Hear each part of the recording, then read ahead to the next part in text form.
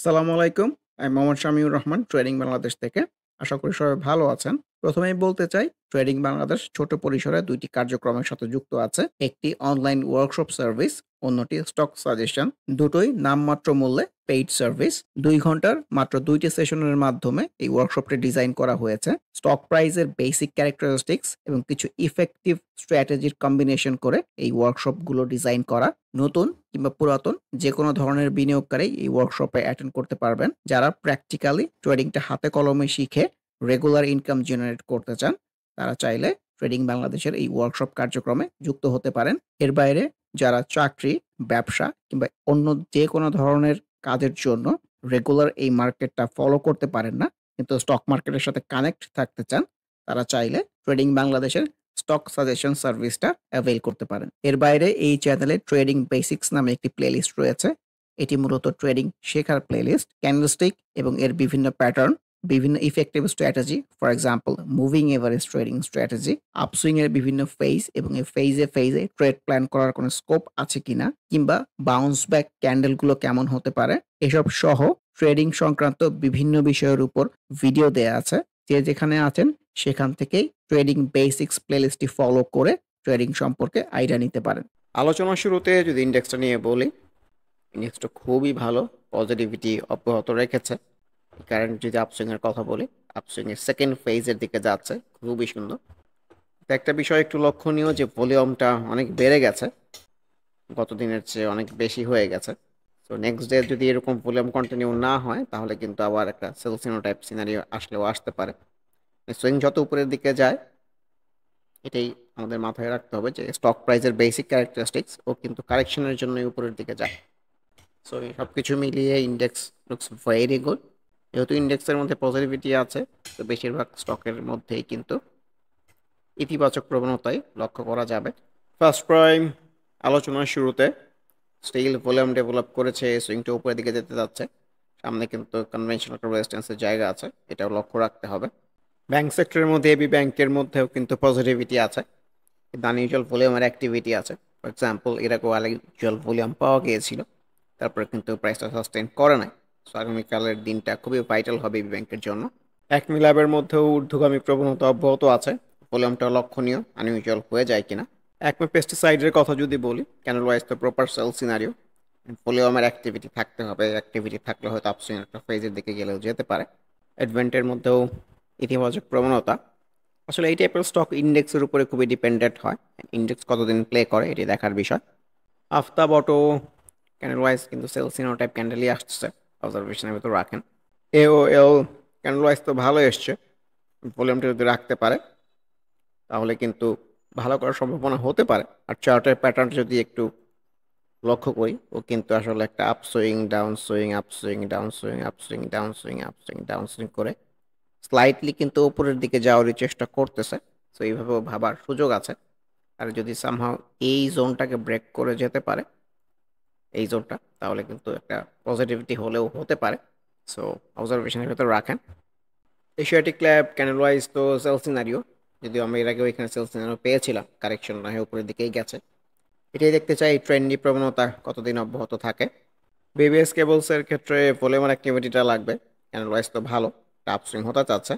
পক্ষান্তরে beach হ্যাচারিসের scenario কিন্তু ভালো না, এই মুভিং এভারেজ থেকে রেজিস্ট্যান্স পেয়েছে এরকমই মনে হচ্ছে। ইন্ডেক্সের মধ্যে পজিটিভিটি ও তার মধ্যে পজিটিভিটি আনতে পারতেছে না, সিনারিও ভালো মনে হচ্ছে না। আমাদের দেশের অনেক মানুষের মধ্যে একটা ভ্রান্ত ধারণা আছে, যারা প্রাইসে খেলেন, ইনফ্যাক্ট যে অনেক কমে পাওয়া যাচ্ছে কিনে ফেলেন। স্টক প্রাইসে কম বেশি বলে কোনো কিছু নাই, ইটস অল অ্যাবাউট ট্রেন্ড এবং সিচুয়েশন। যেমন বিচ হ্যাজারিস ডাউন ট্রেন্ডে চলতেছে, আপনি যে প্রপার বাই সেল না করতে পারেন স্ট্র্যাটেজি অনুযায়ী, তাহলে কিন্তু আপনি যেটাকেই লো প্রাইস মনে করবেন, কিছুদিন পরে তারও লো ক্রিয়েট হয়ে যাবে। আর ডাউন ট্রেন্ডের স্টকের সাথে না থাকাটাই ওয়াইজ। বিপিপিএল এর কথা বলতে চাই, আমরা যারা চার্টটা একটু টেকনিক্যাল পয়েন্ট অফ ভিউ থেকে দেখি, আসলে বিপিপিএল কিন্তু একটা ট্রায়াঙ্গেলের মধ্যে ঘোরপাক খাচ্ছে। আমরা যদি এইভাবে একটা রাফলি ট্রেন্ড লাইন ড্র করতে চাই, এরকম একটা এরকম একটা যদি ট্রেন্ড লাইন ড্র করি, মানে প্রপার একটা ট্রায়াঙ্গেলের মধ্যে ঘোরপাক খাচ্ছে। এখন যদি এই দিক দিয়ে ব্রেকআউট দেয়, সেটা কিন্তু খুবই ভালো একটা এন্ট্রি জায়গা হতে পারে, আর রিটেস্ট পেলে তো কথাই নাই। আর যদি এই নিচে চলে আসে, তাহলে কিন্তু খুবই খারাপ সাইড। বড় একটা কারেকশন হয়ে এইসব জায়গায় চলে আসলেও কিন্তু অবাক হওয়ার মতো কিছু নাই। মানে বিপিএল এর কথা বলছি না, আমি আসলে এই চার্টটার কথা বলছি। এরকম সিনারিওতে যে সকল চার্ট থাকে, স্টক প্রাইস সবসময় তো যেটা বলি যে একই কাহিনী বারে বারে রিপিটেশন হয়। ব্র্যাক ব্যাংক খুবই সুন্দর কিন্তু উপরের দিকে যেতে চাচ্ছে। তো এটা সবসময় মাথায় রাখতে হবে, উপরের দিকে যাই কিন্তু আবার কারেকশন হওয়ার জন্য ভলিউমটা লক্ষণীয় আনইউজুয়াল হয়ে যায় কিনা। বিএসআরএম লিমিটেড স্টিল চার্টে সবুজ মানেই তো ভালো। Same goes for BSRM steel. বেক্স ফার্মা ভলিউম পেয়েছে, ভলিউমের কন্টিনিউশন লাগবে। ব্যাংক সেক্টর দেখেই তো বোঝা যাচ্ছে প্রপার একটা আপস্ট্রিং হয়েছে, সাথে আনইউজুয়াল ভলিউমও আছে। তো আগামী দিন ব্যাংক সেক্টরের জন্য অগ্নি পরীক্ষা। এইখানে দেখেন এই যে আনইউজুয়াল ভলিউম, তারপরে কিন্তু মোটামুটি ভলিউমটা থেকে ভলিউম ডিক্লাইনিং হওয়া শুরু হয়েছে, সুইংটাও কিন্তু নিচের দিকে চলে আসছে। সো এখানেও সেম বিষয়টাই রিপিট হতে পারে। সেম পরিমাণ ভলিউম যদি স্টেবিলিটি রাখতে না পারে, তাহলে কিন্তু প্রপার সেলস হয়ে একটা কারেকশন হওয়ার সম্ভাবনা থাকতে পারে। Confidence cement looks very good, খুবই সুন্দর ক্যান্সটিক উপরে যাচ্ছে, ভলিউমটাও গ্র্যাজুয়ালি ইনক্রিজ করতেছে, খুবই ভালো লাগতেছে দেখতে। অবজারভেশনে তো রাখেন। সিমেন্ট সেক্টরও কিন্তু আজকে মোমেন্টাম পেয়েছে, ভলিউমটা যদি অ্যাক্টিভ রাখে তাহলে কিন্তু এখান থেকেও একটা ভালো সুইং হওয়ার স্কোপ ক্রিয়েট হতে পারে। DBH looks very good to me. Insurance সেক্টরের মধ্যে ডিজিআইসি একদম ছবির মতো, এই মুভিং এভারেজ থেকে রেজিস্ট্যান্স পেয়েছে, সেলসিয়াম টাইপ ক্যান্ডেল এসছে, expected correction. For example Deshbandhu proper একটা আপসুইং এর পরে কিন্তু খুব একটা ভালো প্লে করতে পারছে না, ভলিউমটাও ডিক্লাইনিং, সো এক্সপেক্টেড কিন্তু কারেকশন। আর ইন্ডেক্সে কারেকশন হলে বড় কারেকশন হয়ে গেলে অবাক হওয়ার মতো কিছু নাই। দেশ গার্মেন্টসের মধ্যে আনইউজুয়াল আপসুইং অব্যাহত আছে। আমরা এখানে একটা সেলসিয়াম পেয়েছিলাম, তার আগে এখানে পেয়েছিলাম, এখানে পেয়েছি, আবার আজকেও পেয়েছি। আনইউজুয়াল আপসুইং এর বৈশিষ্ট্য এরকম, একটু পরপরই সেল সিনারিও হবে, কারেকশন হবে না, উপরের দিকে যেতে থাকবে। কিন্তু কোনো না কোনো সেল সিনারি কিন্তু শেষ সেল সিনারি হবে, তারপরে কিন্তু আনইউজুয়াল আপসুইং যেমন হয়েছে আনইউজুয়াল একটা ডাউন সুইংও হবে। So be very careful. Eastern লুব্রিকেন্টের কথাও বলতে চাই, মুভিং এভারেজ থেকেই সুন্দর একটা বাউন্স টাইপ করেছে এরকমই মনে হচ্ছে। অবজারভেশনের ভেতরে রাখতে পারেন, ভলিউমটাও খুবই সুন্দর অ্যাক্টিভ আছে। এই যেন খুবই সুন্দর, সুইংটা উপরের দিকে যাচ্ছে, ভলিউমটাও বৃদ্ধি পাচ্ছে, looks very good. Fine foods trendy প্রবণতা এখনও ধরে রাখতে পেরেছে, ভলিউমও পাচ্ছে, জানান দিচ্ছে ওর হয়তো ট্রেন্ড আরও কন্টিনিউ করবে। সো অবজারভেশনে তো রাখা যেতেই পারে। ফার্স্ট সিকিউরিটি ব্যাংক, এর আগে এক্সিম ব্যাংকও দেখলাম যে ভালো করলেও কিন্তু আনইউজুয়াল ভলিউম চলে আসছে। নর্মালি কিন্তু আনইউজুয়াল ভলিউম পরের দিন সেল সিনারিও হয়, এবং তারপরে যদি ভলিউম ডিক্লাইনিং হতে থাকে কারেকশনটা এক্সপেক্টেড হয়। সো এই ধারণাটাও কিন্তু মাথায় রেখে ট্রেড প্ল্যান সাজাতে হবে। ফর এক্সাম্পল জিপিএস ইস্পাত, দেখেন প্রপার একটা ছোট্ট আপসুইং হয়েছে, হয়ে কিন্তু প্রপার একটা সেল সিনারিও টাইপ ক্যান্ডেল এসছে। ভলিউমটা লক্ষ্য করেন, কতদিনের মতো ভলিউম কিন্তু ডেভেলপ করতে পারে না। সো এখান থেকে মোস্ট এক্সপেক্টেড হচ্ছে কারেকশন। ইন্ডেক্স প্লে করলে এখান থেকে কিন্তু সুইংয়ের একটা ফেজ হতে পারে, এটা কিন্তু এখন আমরা জানি না, এখান থেকে এক্সপেক্টেড কারেকশন। আইবিপির কথাও বলতে চাই, বড় একটা আপসুইং হয়েছে, আনইউজুয়াল ওয়েতেই হয়েছে। ভলিউম যদি ডিক্লাইনিং হতে থাকে আনইউজুয়াল ওয়েতে কিন্তু আবার ডিক্লাইনিং হয়ে যেতে পারে সুইংটা। ফাইন্যান্স সেক্টরের মধ্যে IDLC looks very good, volume continue করতে হবে সুইংটার উপর দিকে যেতে চাইলে। ইসলামী ব্যাংক আমার কাছে এখনও এটাকে রিস্কি জোনই মনে হচ্ছে, যদিও ভলিউমটা অ্যাক্টিভ আছে, কারণ সুইং কিন্তু শুরু হয়েছে এই জায়গা থেকে, অলরেডি কিন্তু একটা সুইং হয়েছে। এই অংশটা আমার কাছে ডেফিনেটলি রিস্কি জোনই মনে হচ্ছে। So let's see. আইটি সেক্টরের মধ্যে আইটিসি ভালো করেছে, সামনে কিন্তু কিছু রেজিস্ট্যান্স আছে। ফর এক্সাম্পল আমরা যদি এই জোনটাকে মার্ক করি, এর আগে রেজিস্ট্যান্স পেয়েছিল, কিংবা এই জোনটাকেও যদি মার্ক করি, সো এইসব জায়গা থেকে কিন্তু রেজিস্ট্যান্স পাওয়ার একটা সম্ভাবনা আছে। মানে আপনাদের রেসপেক্ট করে কিনা এটি দেখার অপেক্ষা। ভলিউম যদি সামহাও কন্টিনিউ করে যায় সুইংটা কিন্তু উপরের দিকে গেলেও যেতে পারে। হান্ড্রেড আদার্স সিনারিও ভালো না, প্রপার ডাউন সুইংয়ের দিকে যাচ্ছে অ্যাজ এক্সপেক্টেড। সো যে স্টক নিচের দিকে যাচ্ছে সেই স্টকে থাকার কোনো মানেই হয় না, মানে ও কিন্তু আপকামিং ডেজ নিচের দিকেই নিয়ে যাবে আনলেস প্রপার একটা বাই সিনারিও না আসতে থাকে। লঙ্কা বাংলা ফাইন্যান্সের মধ্যেও কিন্তু রিফ্লেকশন ভালো, এখানে একবার সেলস সিনারিও হয়েছিল, কারেকশন না হয়ে সুইংয়ের একটা ফেজ হয়েছে, ভলিউমটাও সুন্দর ডেভেলপ করার চেষ্টা করতেছে, সুইংটা উপর দিকে যেতে যাচ্ছে, কিন্তু সেলস সিনারিও টাইপ ক্যান্ডেলই আসছে। সব দিকে ভাবনা চিন্তা করে ডিসিশন নেওয়া উচিত। লাভেলও অ্যাজ এক্সপেক্টেড কারেকশন আর রিফ্লেকশন। স্টক মার্কেট সবসময় ট্রেন্ডের জায়গা, আমি সবসময় যেটা বলি trend, it's all about trend, and still it's all about trend. Trend যদি না বুঝে আপনি মার্কেটে আসেন, আপনি আসলে মজা করতেছেন নিজের সাথে। ইন্ডেক্সের মধ্যে পজিটিভিটি আছে। দেখেন লাভেলের মধ্যে কিন্তু নেগেটিভিটি।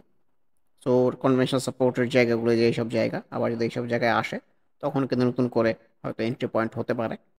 মেঘনা সিমেন্ট নিয়েও গতদিন বলতেছিলাম, এই জায়গাটা খুবই সুন্দর ছিল। একদম চোখে লাগার মতো আসলে এন্ট্রির জায়গাটা ছিল আরকি। কারণ একটু যদি পেছন থেকে দেখাই, দেখেন প্রপার কারেকশন হয়েছে। কারেকশন হয়ে কিন্তু একটা রেঞ্জের মধ্যে ঘোরাফেরা করতেছিল। ঠিক আছে? এই রেঞ্জটাও যদি আমরা বলি, সো এই রেঞ্জের মধ্যে ধরেন ৳১ রেঞ্জের মধ্যে ঘোরাফেরা করতেছিল। অনেকদিন সুযোগ দিয়েছে এন্ট্রি নেয়ার অল্প, অল্প করে। তারপরের দিনই কিন্তু একটা ভালো ক্যান্ডেল পাওয়া গেছে। তো এই জায়গায় যদি কারো এন্ট্রি থাকে, আপনি যদি নেক্সট ম্যাচিউর ডেতেও সেল করে দেন, তাও কিন্তু একটা ৭-৮% এর প্রফিটের জায়গা থাকে। সো যারা ট্রেডিংটা প্র্যাকটিস করে তারা এইভাবেই চিন্তাভাবনা করে। স্পেশালি যারা চার্ট বেস চিন্তাভাবনা করে। ইন্স্যুরেন্স সেক্টরের মধ্যে মেঘনা ইন্স্যুরেন্স ভালো, কিন্তু ক্যান্ডেল ওয়াইজ সেলস টাইপ মনে হচ্ছে। যেহেতু ভলিউমটা অ্যাক্টিভ আছে, সুইঙ্গার ফেস হলেও অবাক হওয়ার মতো কিছু নাই।